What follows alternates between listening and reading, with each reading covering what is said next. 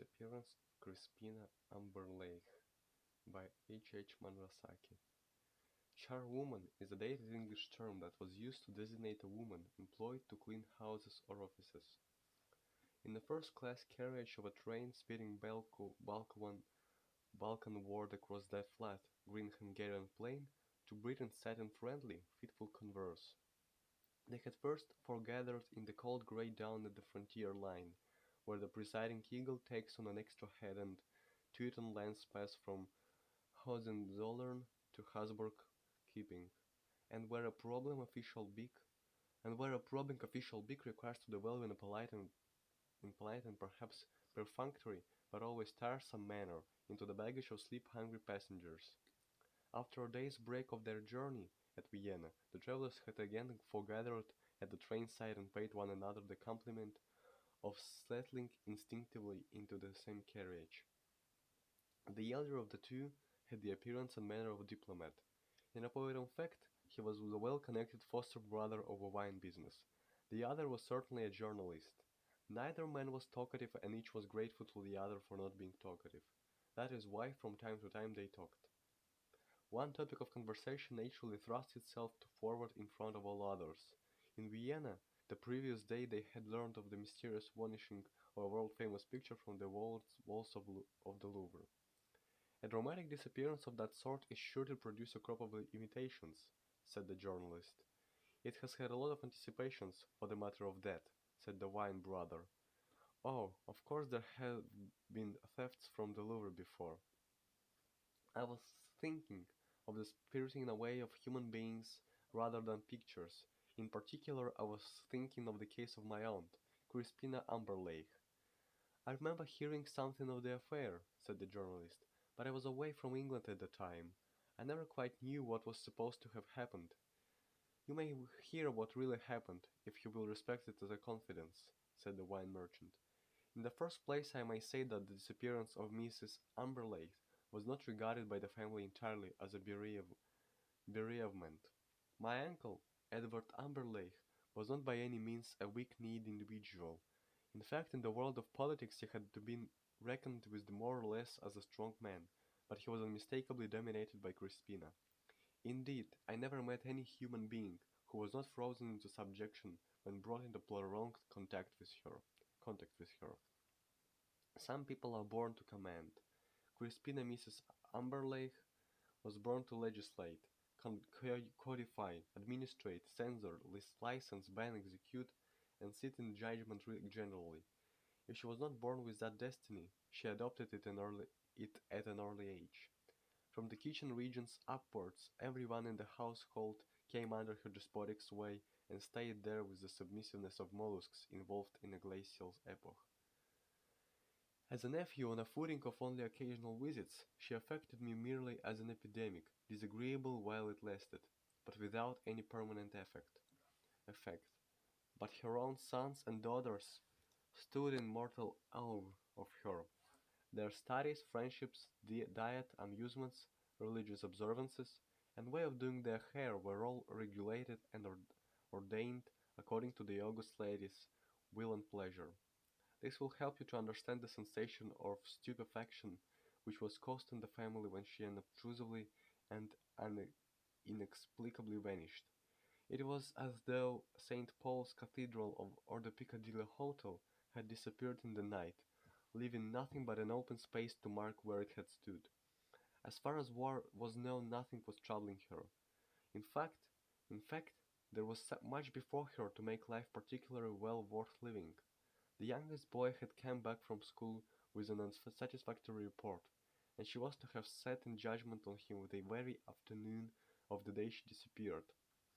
If it had been he who had vanished in a hurry, one could have supplied the motive.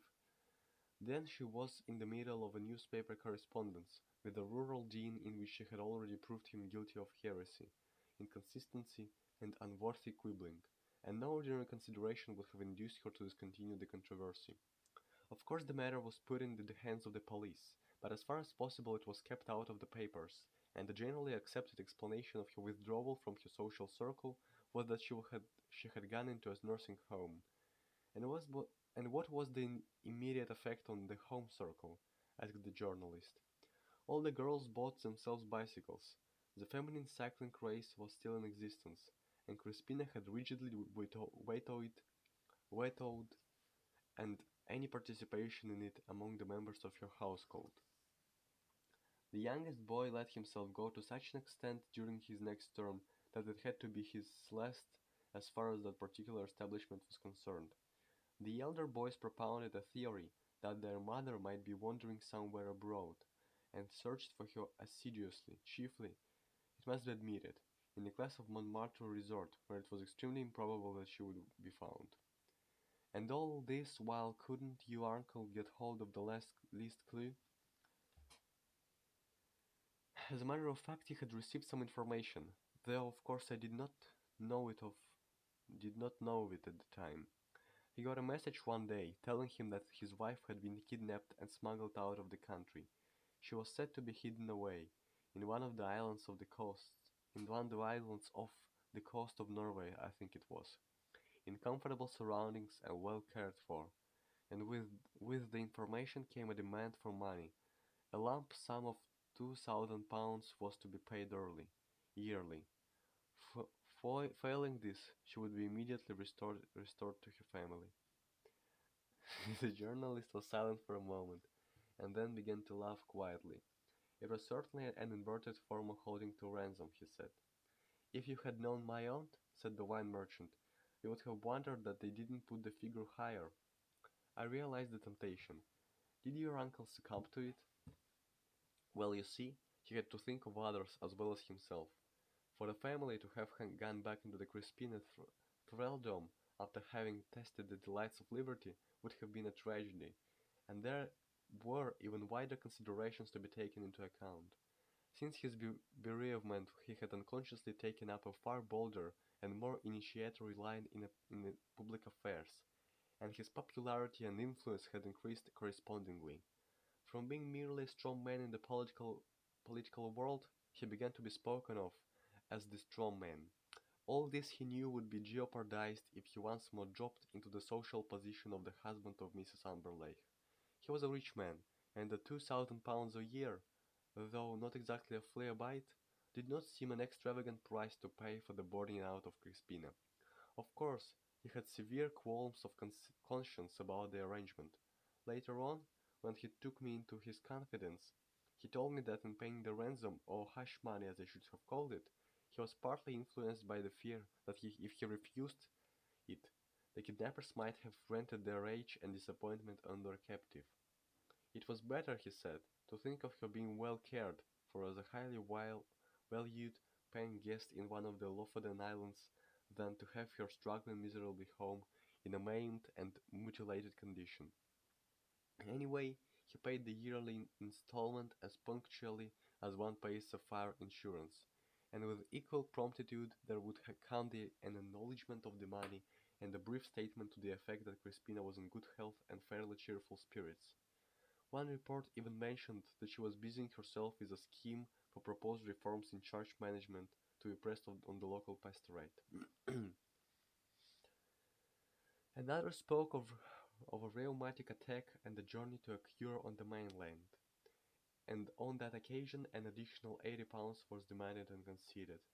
Of course it was to the interest of the kidnappers to keep their charge in good health, but the secrecy with which they managed to shrew their arrangements argued a really wonderful organization. If my uncle was paying a rather high price, at least he could console himself with the reflection that he was paying specialists' fees. Meanwhile, had the police given up all attempts to track the missing lady? Asked the journalist. Not entirely. They came to my uncle from time to time to report on clues which they thought might yield some elucidation as to her fate or whereabouts, but I think they had their suspicions that he was possessed of more information that he had put at their disposal. And then, after a disappearance of more than 8 years, Crispina returned with dramatic suddenness to the home she had left so mysteriously. She had given her captors the slip? She had never been captured. Her wandering away had been caused by a sudden and complete loss of memory. She usually dressed rather in the style of a superior kind of charwoman, and it was not so very surprising that she should have imagined that she was one. and still less that people should accept her statement and help her to get work. She had wandered as far afield as Birmingham, and found fairly steady employment there. Her energy and enthusiasm in putting people's rooms in order counterbalancing her obstinate and domineering characteristics. It was the shock of being patronizingly addressed as "my good woman" by a curate who was disputing with her where the staff should be placed in a parish concert hall that led to the sudden restoration of her memory. "I think you forgot who we are speaking to," she observed crushingly, which was rather unduly severe, considering she had only just remembered it herself. "But," exclaimed the journalist, "the Lofoten Island people, who had they got hold of? A purely mythical prisoner. It was an attempt in the first place by someone who knew something of the domestic situation, probably a discharged wallet, to bluff a lump sum out of Edward Umberleigh before the missing woman turned up. The subsequent yearly installments were an unlooked-for increment to the original haul." Crispina found that the 8 years' interregnum had materially weakened her ascendancy over her now grown-up offspring. Her husband, however, never accomplished anything great in the political world after her return. The strain of trying to account satisfactorily for an unspecified expenditure of £16,000 spread over 8 years sufficiently occupied his mental energies. Here is Belgrade and another custom house.